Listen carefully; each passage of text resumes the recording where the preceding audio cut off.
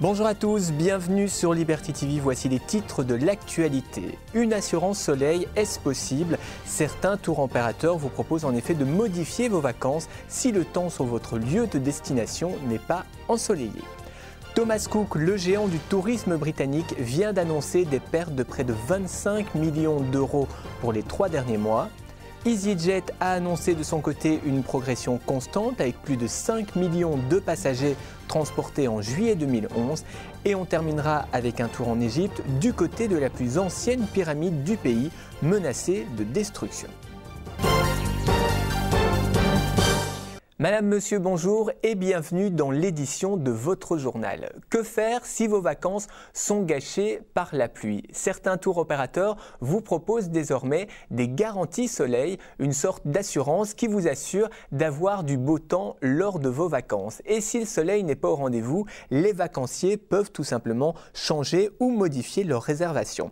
Chez Pierre et Vacances, par exemple, vous avez la garantie droit au soleil, c'est-à-dire que si 5 jours avant votre départ, au maximum 3 jours avant votre départ, le site de la chaîne météo annonce qu'il y aura 2 jours de pluie, vous pourrez changer de destination et ce, sans frais. Autre assurance, le pack soleil qui indemnise les familles à hauteur de 150 €, des familles qui, pour chaque période de cette nuit, auront connu au moins 3 jours de mauvais temps. D'autres compagnies proposent de pareilles assurances, avec notamment la société Sea Blue et sa garantie soleil. Encore faut-il faire attention à tous les détails de ces garanties. Qu'appelle-t-on réellement une belle journée? Qu'est-ce qu'un mauvais temps? Les quantités de précipitations doivent-elles dépasser un certain seuil pour être prises en compte dans ces garanties?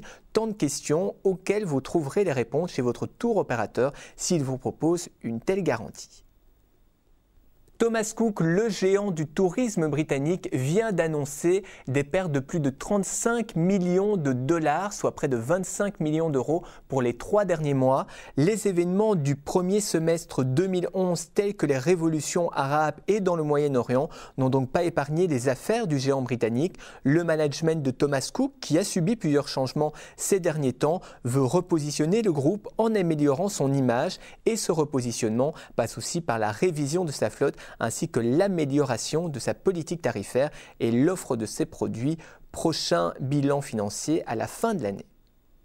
Bonne nouvelle par contre du côté des low cost, on vous en parlait hier, Ryanair a enregistré un record au mois de juillet 2011 en transportant plus de 8 millions de passagers. De son côté, EasyJet, la compagnie low cost britannique, a publié des chiffres et elle a transporté en juillet 2011 5,43 millions de passagers, soit une hausse de 8,1% par rapport à juillet 2010. Ce nombre est en progression constante, sachant que son trafic avait déjà augmenté de 9% en juin 2011 par rapport à juin 2010. Sur les 12 derniers mois, EasyJet a vendu près de 54 millions de billets, soit une augmentation de 12% par rapport aux 12 mois précédents.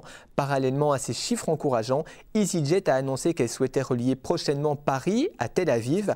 La compagnie britannique low cost est déjà présente en Israël depuis 3 ans et a dans ses projets des vols vers Paris, Madrid ou encore Rome. Autre ouverture de ligne, le 11 février 2012, Swiss International Airlines ouvrira une nouvelle liaison entre Zurich et Pékin, et ce sans escale. Pékin est la 3e destination de la compagnie en Chine, avec Shanghai et Hong Kong. Un jour plus tôt, le 10 février 2012, Swiss Airlines inaugurera une nouvelle ligne entre Nice et Genève. En Égypte, le complexe Djoser, considéré comme la plus ancienne pyramide du pays puisqu'elle a été construite en 2650 avant Jésus-Christ, est menacé de destruction suite à l'arrêt des travaux de sa restauration et ce, par un manque de financement du projet. Il faut savoir que d'infimes effondrements s'étaient produits à l'intérieur de la pyramide. Dès cette découverte, le Conseil suprême des antiquités de l'Égypte avait décidé d'allouer des fonds pour des travaux de restauration.